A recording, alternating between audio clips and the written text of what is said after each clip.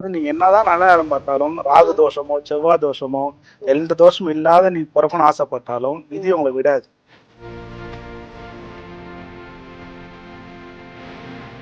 பெண்ணோட ஜாதகத்துல 9ஆம் பாவம்.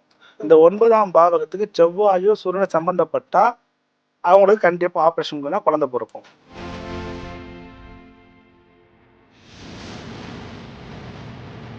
இப்போ ஜாதக ரீதியா எடுத்து பார்க்கும்போது, அந்த புத்திர பாக்கியம் புத்திர சனம் பாதிச்சிருக்குது. 100 ஜாதகம் 80 ஜாதகம் கண்டிப்பா மருத்துவ ரீதியா குழந்தை பிறக்குது.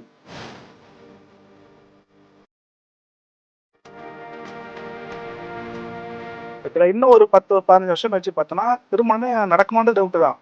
நீ வா, ஒரு ஒரு 4 மாசம் 5 மாசம் வாழ்ந்துக்கலாம், சேர்ந்து வாழ்வோம், இல்லைன்னா விட்டுட்டு போயிடுவோம். இப்படிதான் ஜாதகம் இப்படிதான் வருது.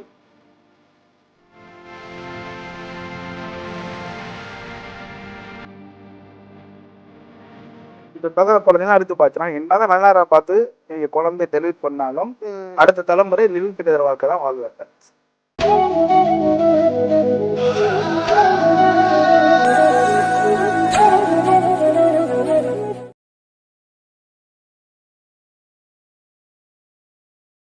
வணக்கம்.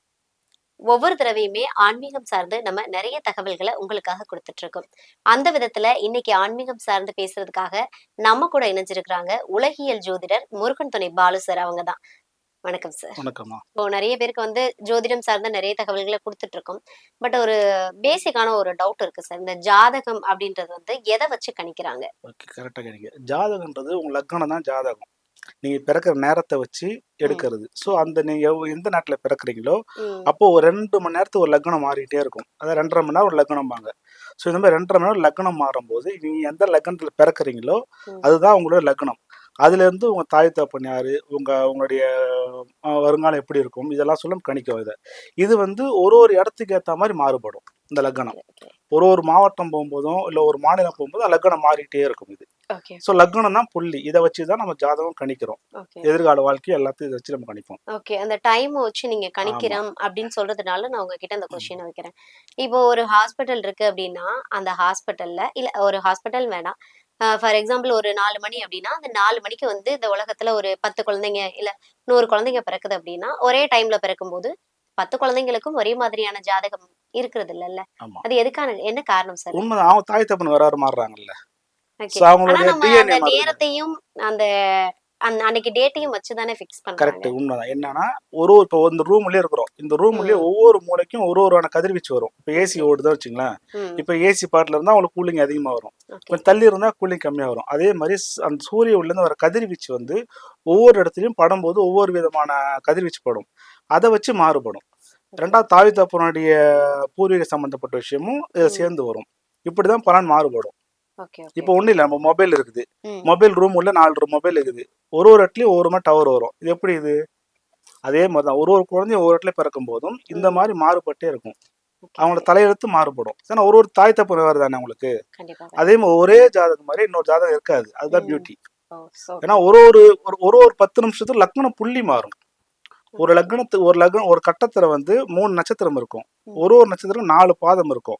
ஸோ இந்த 10 நிமிஷம் ஒரு பாதம் மாறினே இருக்கும். இப்போ விருச்சிக லக்னம் அப்படின்னா விருச்சிக லக்னத்துல 3 நட்சத்திரம் இருக்கும். அதுல ஒரு நட்சத்திரம் 4 பாதம் இருக்கும்.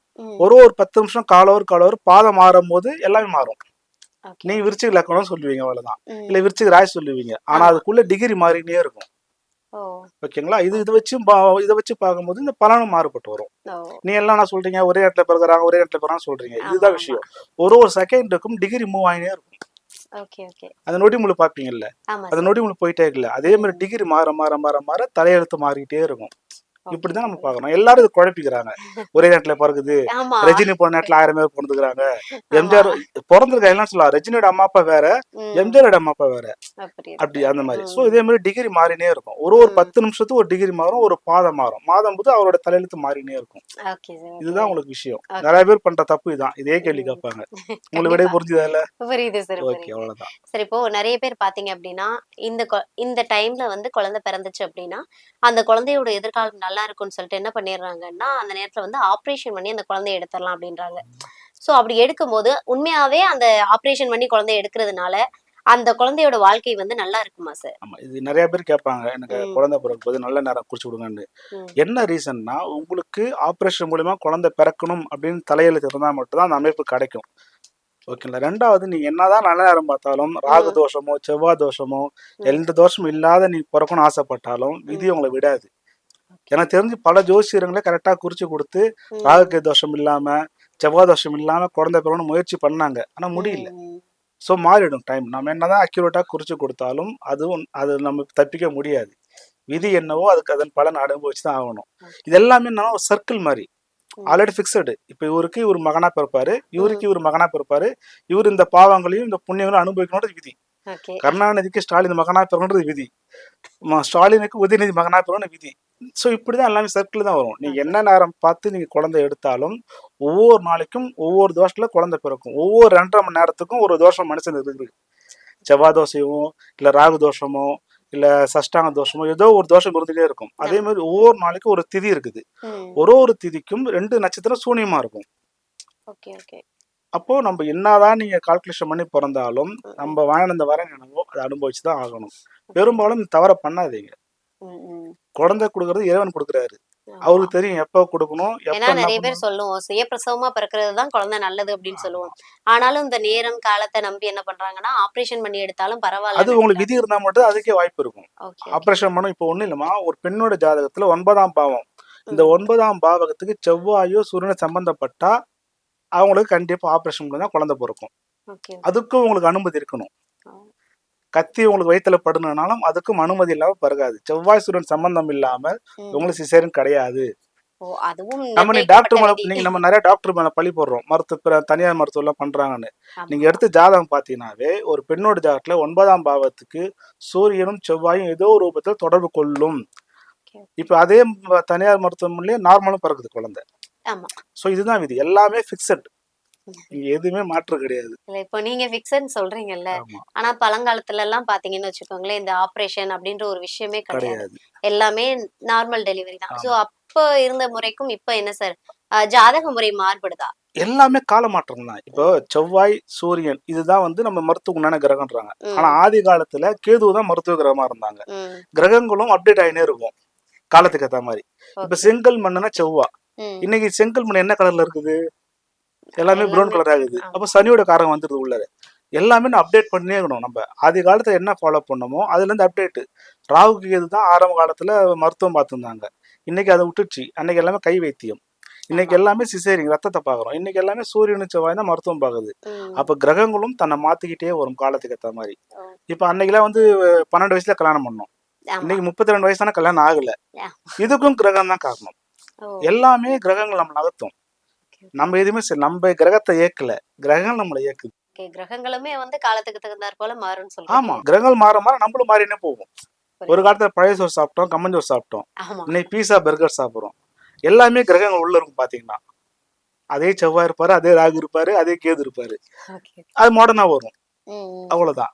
ஓகே. கிரகங்களும் மாடர்னா மாற ஆரம்பிச்சிருச்சு. ஆமா. எல்லாமே மாறுது உங்களுக்கு. ஓகே. இப்போ ஒரு காலத்துல வந்து மீடியா கிடையாது. ம். ஆனா பழைய காலத்துல ராமாயணத்துல வந்து போர் நடக்கும்போது இதுல லைவா பார்த்தாங்க.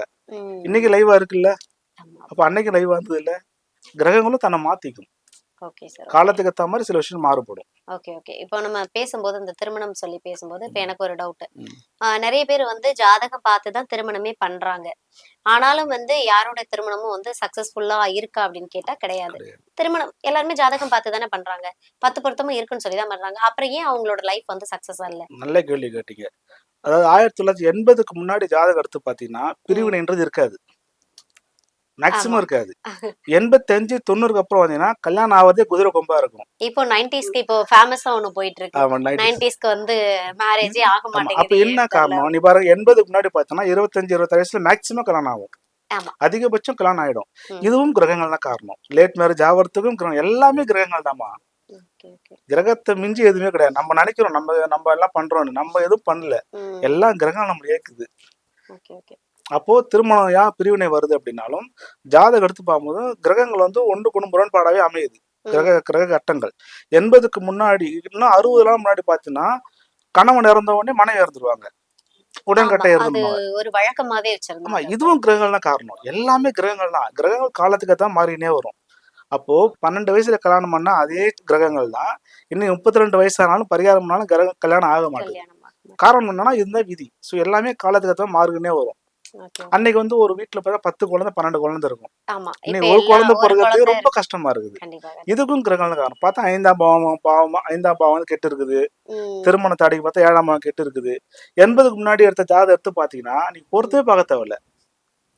பொருத்தம் பார்த்த 80க்கு முன்னாடி ஜாதகம் நீ பொருத்தம் பார்க்க தேவையில்ல. எனக்கு தெரிஞ்ச அந்த 80, 70ல எல்லாம் ஜாதகம் இருக்குன்றதே ஒரு கம்மிதான். அதிசயமான விஷயம் தான். கம்மிதான். ஆமா.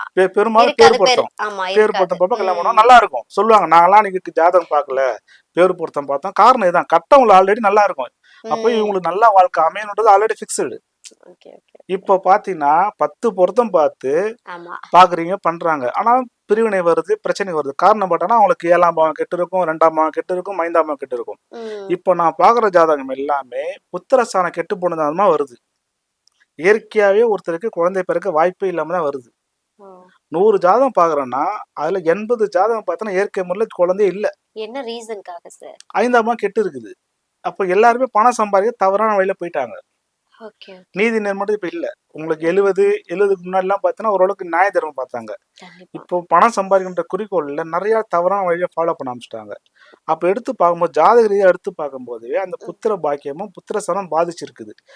100 ஜாதகத்துல 80 ஜாதகம் கண்டிப்பா மருத்துவ ரீதியா குழந்தை பிறக்குது. ம். இயற்கை ரீதியா குழந்தை கிடையாது. ஆமா. இப்ப எல்லாருமே வந்து டெஸ்ட் டியூப் பேபி மூலமா குழந்தை பெத்துக்கலாம் அப்படின்னு ஒரு மைண்ட் செட்டுக்கு அப்ப வந்துடுறாங்க. இது வந்து என்ன பண்றது? இதுவும் கிரகங்கள் தான் பண்ணுது. அப்ப நீ பொருத்தம் பார்த்து பண்ணி புரோஜனம் இல்லைன்னா காரணம் இதுதான். அப்ப எல்லாமே நமக்கு ஆல்ரெடி ஃபிக்ஸ் பண்ணிடுறாரு கடவுள். எப்படி குழந்தை பிறக்கும், எப்படி திருமணம் ஆகும்.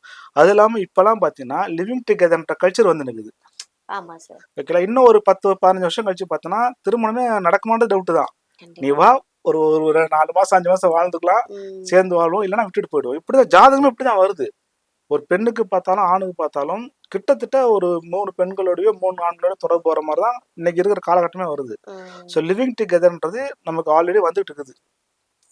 புரியுது. ஆமா. அந்த கலாச்சாரம் மாற கலாச்சாரம். ஸோ ஆரம்பிச்சிருச்சு. இதுவும் பார்த்தீங்கன்னா உங்களுக்கு அந்த 7ஆம் பாவம் கெட்டு இருக்குது, 2ஆம் பாவம் கெட்டு இருக்குது. ம். இப்ப பிறகுற குழந்தைலாம் எடுத்து பார்த்தீங்கன்னா என்னதான் நல்ல நேரம் பார்த்து நீங்க குழந்தைய டெலிவரி பண்ணாலும் ம். அடுத்த தலைமுறை லிவிங் டுகெதர் வாழ்க்கை தான் வாழ்வாங்க.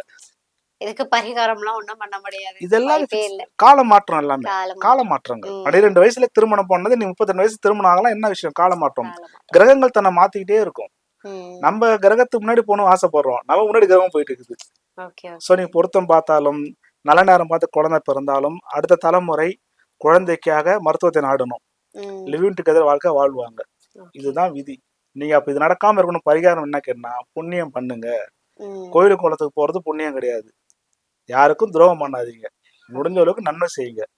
நன்மை செய்யலாம் கூட தீமை செய்யாதீங்க. ஆ. இதுதான் உங்களுடைய 5ஆம் பாவம் பலப்படும். உங்களோட 5ஆம் பாவமும் 9ஆம் பாவமும் நல்லா இருந்ததுன்னா இயற்கையா ஒரு ஆணும் பெண்ணு சேர்ந்தா குழந்தை பிறக்கும். நம்ம குழந்தை நம்ம கல்யாணம் பண்ணி இதுக்கு மருத்துவமனைக்கு போகணும். ம். எல்லா உயிரினங்களும் குழந்தை பெத்துக்குது. ம். எல்லா உயிரினமும் நார்மலா குழந்தை பெத்துது. ஆனா அந்த மனித பிறவி மட்டும் தான் எதுக்கு போறோம்? மருத்துவமனை. ஹாஸ்பிட்டல் போறோம். காரணம் என்னன்னா பாவங்கள் அதிகமாயிட்டே இருக்குது. ஓகே. பணத்தை நோக்கியே நம்மளோட வாழ்க்கை ஓடுது. ம். இது மகா தப்பு. பணம் தேவை. மனுஷன் வாழ்றது பணம் தேவை. கண்டிப்பா. என் தலைமுறைக்கு பணம் போதுமா? அது தேவையில்லை. என்னோட ம். குழந்தை படிக்கிறது பணம் தான் போதும். அவன் படிச்சு அவன் சம்பாதிக்க போறான். ஆமா. அவன் குழந்தை அவன் சம்பாதிக்க போறான். தேவைக்கு இன்னைக்கெல்லாம் பணம் எல்லாருமே சம்பாதிங்க. 4 தலைமுறைக்கு பணத்தை சேர்த்து வைக்கணும்ன்றதுக்காகவே ஓடிட்டு 3 இருக்காங்க. தலைமுறை மேல யாரும் வாழ மாட்டாங்கம்மா. ஆனா புரியுதா? சேர்த்து வைக்கணும்னு நினைக்கிறாங்களே. 35 வருஷம் முன்னாடி வாழ்ந்தாலும் பார்த்தா இன்னைக்கு கஷ்டப்பட்டு கண்டிப்பா. அன்னைக்கு கஷ்டப்பட்டா நல்லா இருப்பான். எது ம். பணம் சேர்க்குறீங்க? எத்தனையோ பெரிய பெரிய கோடீஸ்வரனா இருக்கிறாங்க. கண்ட ஆமா. இடத்துல நிலம் இருக்கும். ஆனா அவருக்கு புத்திரம் இருக்காது.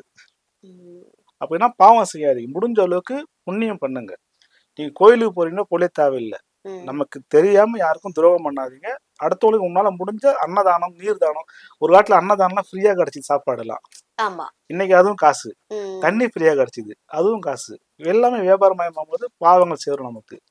புண்ணியம் பண்ணுங்க. முடிஞ்ச அளவுக்கு அடுத்தவங்களுக்கு தர்மம் பண்ணுங்க. ஓகே. உலகியல் சார்ந்து நிறைய விஷயங்கள நம்ம மக்களுக்காக கொடுத்துருக்கீங்க. ரொம்பவே பயனுள்ளதாவும் இருக்குன்னு நம்புறேன். ரொம்ப நன்றி சார். நன்றிம்மா. நன்றி சார்.